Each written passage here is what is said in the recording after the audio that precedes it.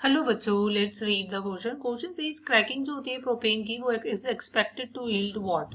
Right, आपका propane की cracking से हमें क्या मिलेगा ये आपको बताना है।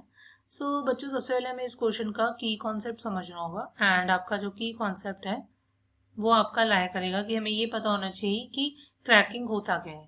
देखो, क्रैकिंग को हम आपका पायरोलिसिस भी कहते हैं। और क्रैकिंग बेसिकली क्या होता है कि एक फिनोमिनन होता है जिसमें हमारे पास देखा जाता है कि ब्रेकडाउन होता है। ब्रेकडाउन होता है एक कंपाउंड का इनटू स्मॉलर कंपाउंड्स। ब्रेकडाउन होता है हमारे पास कंपाउंड का इनटू स्मॉलर कंपाउंड, उसे हम क्या कहते हैं, आपकी क्रैकिंग कहते हैं। सो होता क्या है कि बेसिकली अगर मैं बात करती हूँ, ये मैकेनिज्म जो होता है ये फॉलो करता है, ये आपका free radical mechanism. Free radical mechanism से हमारे पास क्रैकिंग का फिनोमिनन जो होता है वो देखने को मिलता है। सो फ्री रेडिकल मैकेनिज्म में होमोलिटिक क्लीवेज होती है। मतलब अगर सपोज कर लो जैसे कि प्रोपेन है, सो इसमें आपके पास सीसी बॉन्ड भी क्लीव हो सकता है और सीएच भी। और होमोलिटिक का मतलब होता है कि ये बॉन्ड होमोलिटिकली क्लीव करेगा। सो दोनों के पास क्या होगा, इक्वल शेयर ऑफ इलेक्ट्रॉन्स जो होंगे वो उनके पास प्रेजेंट होंगे। जैसे कि एक बॉन्ड आपका क्या होता है कि दो आपके इलेक्ट्रॉन से बनता है। सो अगर ये होमोलिटिक क्लिक करेगा, सो एक इलेक्ट्रॉन कार्बन के पास रहेगा, सो एक दूसरे कार्बन के साथ। Similarly here, fine. सो अब अगर मैं बात करती हूँ, देखो प्रोपेन की प्रोडक्ट्स की बात करनी है। सो प्रोपेन होता क्या है, दिस इज योर प्रोपेन।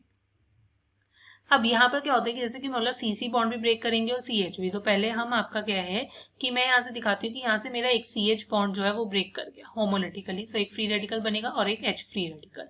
अब ये एच फ्री रेडिकल क्या कर सकता है, ये आपका आपका इलेक्ट्रॉन निकालेगा। मतलब कि सपोज कर लो हमारे पास ये मेरे पास बॉन्ड है।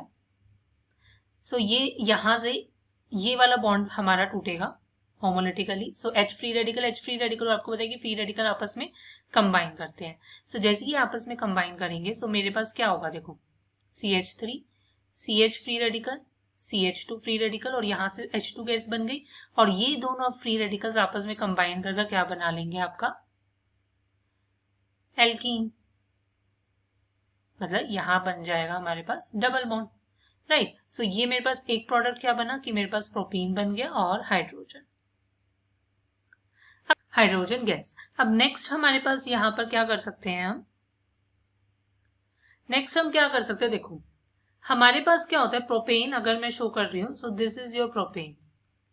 अब ये भी तो हो सकता है कि हम आपका क्या करते हैं कि हम यहां से सबसे पहले फ्री रेडिकल बनाते हैं CH3 CH CH3 plus H free radical. Right, अब क्या होगा,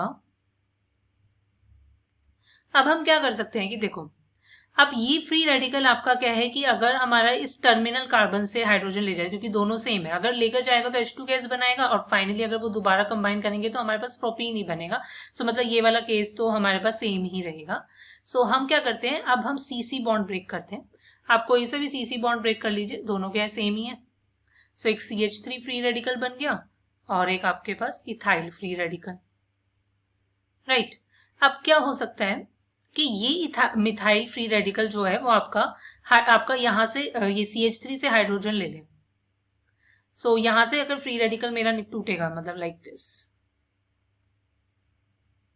CH2H, ये बॉन्ड टूटा, ये फ्री रेडिकल यहाँ बनेगा और एक फ्री रेडिकल यहाँ। सो CH3 फ्री रेडिकल और H फ्री रेडिकल आपस में कंबाइन करके CH4 बना लेंगे और ये दोनों आपस में कंबाइन कर आपका बना लेंगे एल्कीन। सो मतलब ये क्या बन गया, इथेन, और ये है हमारे पास मीथेन। सो जो फाइनल प्रोडक्ट्स हमारे पास बन रहे हैं वो क्या बन रहे हैं, propene, methane, ethene and hydrogen gas. So cracking of propane will yield these products, propene, methane, ethene and hydrogen. Hope you understand it well. Best of luck. Thank you.